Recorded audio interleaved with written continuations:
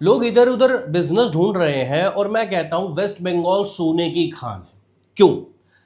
Top 10 reason बताने जा रहा हूं कि अगर आपको वेस्ट बंगाल से बिजनेस करना और इंपोर्ट एक्सपोर्ट बिजनेस करना है तो क्यों करना चाहिए, क्या कारण है और अदर स्टेट से आपको ज्यादा ही फायदा होगा, यह भी इस वीडियो में बताने जा रहा हूं। नमस्कार दोस्तों, मेरा नाम है हर्ष धमोर और मैं हूं इंटरनेशनल बिजनेस एक्सपर्ट। स्वागत करता हूं हिंदुस्तान के नंबर 1 इंपोर्ट एक्सपोर्ट बिजनेस के चैनल पे, जहां पे इंपोर्ट एक्सपोर्ट बिजनेस हम प्रैक्टिकली और लॉजिकली सिखाते हैं। शुरुआत करते हैं ऐसे रीजन से कि भाई हमें वेस्ट बंगाल से काम शुरू क्यों करना है और क्या करना है, और टॉप 10 रीजन मैं आपको लगभग बताने जा रहा हूं। सबसे पहले रीजन की बात करते हैं। सबसे पहला रीजन है कि वेस्ट बंगाल में सी पोर्ट है।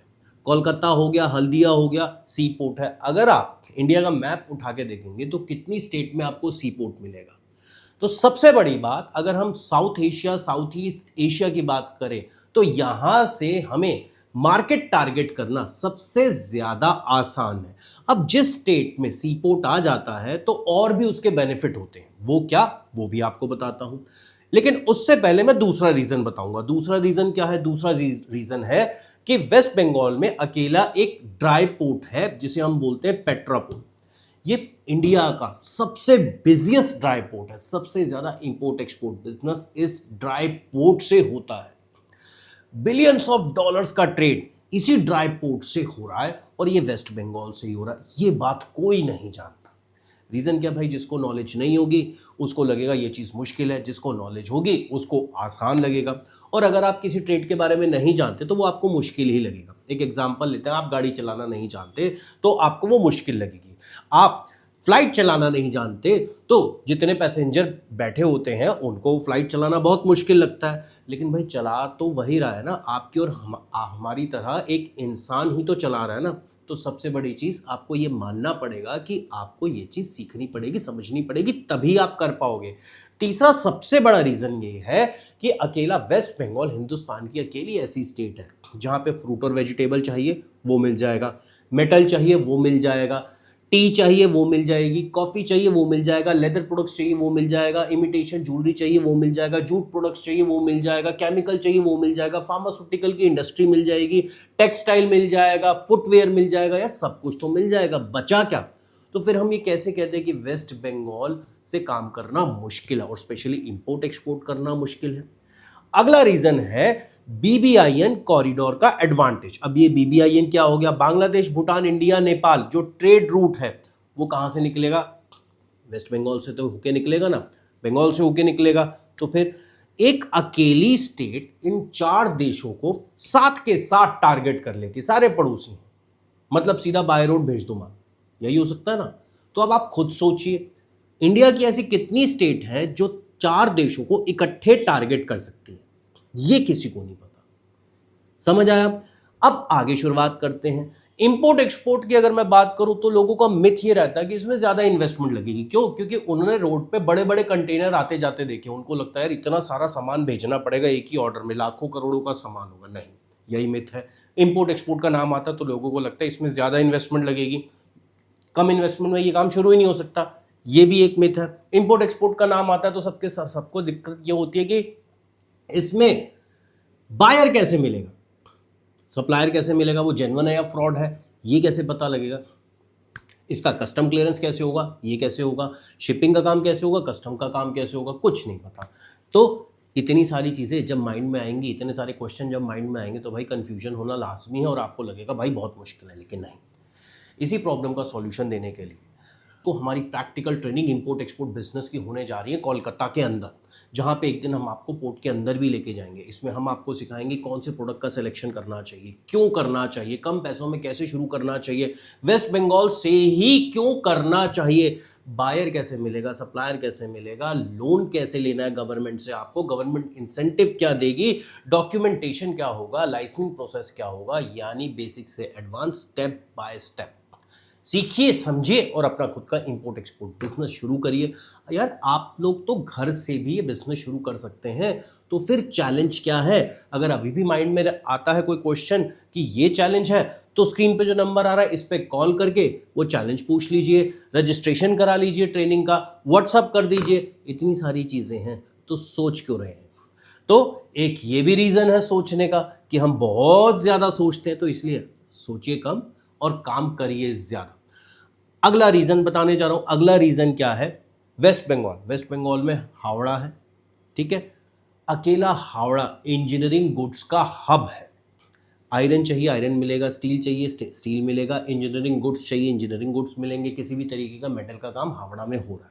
अब सवाल ये उठता है, वेस्ट बंगाल में अगर मैन्युफैक्चरिंग हब है, एक मैं आपसे क्वेश्चन पूछता हूँ कि जिस जगह पे मैन्युफैक्चरिंग हब होगा वहाँ पे प्रोडक्ट मुझे सस्ता मिलेगा ना, तो फिर जब सस्ता मिलेगा तो आगे बेचना ही है, महंगे में बिकेगा तो फायदा तो होगा। उसके बाद अगला रीजन क्या है? वेस्ट बंगाल से अगर मैं काम शुरू करता हूं तो मेरी स्टार्टअप कॉस्ट बहुत कम आती है।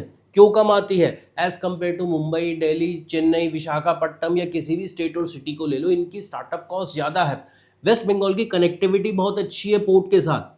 प्लस सबसे बड़ा रीजन क्या है? यहाँ घर घर में काम हो रहा है, आपको यहाँ पे रेंटल सस्ता मिल जाएगा, प्रॉपर्टी सस्ती मिल जाएगी, लेबर इजीली मिल जाएगी, प्रोडक्ट मल्टीपल चैनल से आप कनेक्ट कर सकते हो, तो फिर दिक्कत क्या है?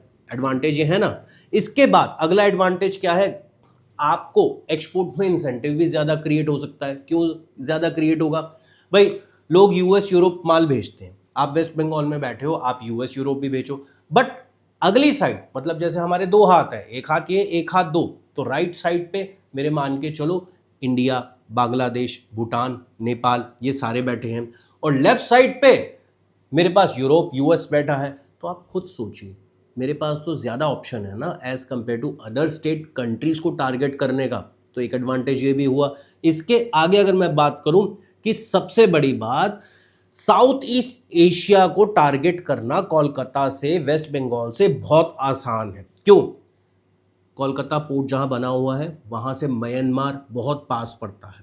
कोलकाता पोर्ट जहां बना हुआ है वहां से वियतनाम टारगेट करना बहुत आसान है, पास पड़ता है। थाईलैंड पास पड़ता है, जो शिपिंग रूट है वो पास है। तो शिपिंग रूट में अगर सपोज करो कोई जगह पास होगी तो शिपिंग का खर्चा भी तो कम लगेगा। अगर मैं दिल्ली में बैठा हूँ, मैं दिल्ली से भेजूंगा तो मुझे खर्चा ज़्यादा लगेगा, बट आपको खर्चा कम लगेगा, तो मुझे प्रॉफिट कम होगा, आपको ज़्यादा होगा, है ना रीज़न। और मैं लॉजिकली बात करूंगा और प्रैक्टिकली बात करूंगा, आपको किसी अंधेरे में नहीं रखूंगा, ये मैं क्लियर बात बता दूं, इसीलिए मैं आपको सारी चीजें स्टेप बाय स्टेप बता रहा हूं। अगला रीजन ये है कि वेस्ट बंगाल में स्किल्ड मैन फोर्स है।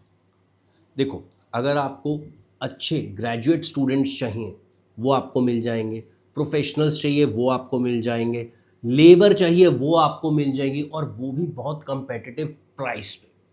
आप कहीं भी जाके देख लो, किसी भी सिटी में जाके देख लो, वहाँ पे आपको सैलरी ज़्यादा पे करनी पड़ती है। बट वेस्ट बंगाल क्योंकि इसकी कनेक्टिविटी इतनी अच्छी है, वहाँ पे लोगों का खर्चा कम रहता है, फूड इजीली मिल जाता है, सब कुछ तो वही प्रोड्यूस कर रहे हैं, तो कॉस्ट कम आती है, तो इसीलिए सैलरी का लेवल भी उस हिसाब से लोगों का खर्चा चल जाता है। बट अदर सिटीज़ में महंगा है, तो ये एडवांटेज भी आपको मिलेगा। इससे अगला एडवांटेज ये है कि भाई अगर आप ये काम शुरू करना चाहते हो तो अकेला वेस्ट बंगाल एक ऐसी जगह है जो आपको इतने मल्टीपल प्रोडक्ट्स दे सकता है, इतनी कनेक्टिविटी दे सकता है, आप घर से शुरू कर सकते हो, प्लस कम पैसों में शुरू कर सकते हो।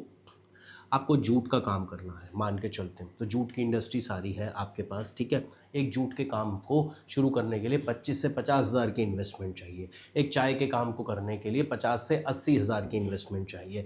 एक मेटल के काम को करने के लिए 2 से 4 लाख की इन्वेस्टमेंट चाहिए। एक टेक्सटाइल के काम को करने के लिए 25 से 60 हज़ार की इन्वेस्टमेंट चाहिए। तो आप खुद सोचिए ना, कम इन्वेस्टमेंट में आप काम शुरू कर सकते हैं ना, तो दिक्कत क्या है? अगर कोई भी प्रॉब्लम अभी भी आती है, उसको हमारी प्रैक्टिकल ट्रेनिंग हमेशा की तरह, आज कोई नई बात नहीं है, हमेशा की तरह हम हर महीने आते हैं वेस्ट बंगाल में और वेस्ट बंगाल के लोगों को एजुकेट करते हैं। अच्छा, एक चीज़ और बताता हूँ, पोर्ट विजिट पता हम क्यों कराते हैं? ताकि आप अंदर जाके खुद देखिए कि काम किस तरीके से होता है। बहुत से लोगों को डर होता है पोर्ट के अंदर कैसे काम होगा, कस्टम माल रोक लेगी, मेरा माल कहीं चोरी तो नहीं हो जाएगा, ये कंटेनर की लोडिंग अनलोडिंग कैसे होती है, मैं कैसे कर पाऊँगा, मैं अकेला हूँ या अकेली हूँ, मैं इस उम्र का हूँ, कम उम्र है मेरी, ज़्यादा उम्र है। भाई ये काम कोई भी कर सकता है, एक बार स्टेप उठाओ तो सही। तो स्क्रीन पे जो नंबर आ रहा है इस पे कॉल करके आज ही रजिस्ट्रेशन कराओ। इन्फॉर्मेशन चाहिए तो व्हाट्सअप कर दो और सारी चीजें। और अगर इसमें भी कोई चैलेंज है तो कमेंट बॉक्स में कोलकाता टाइप कर दो, मैं आपको सारी इंफॉर्मेशन शेयर कर दूंगा। ठीक है, मिलता हूं अगले वीडियो में। Good day.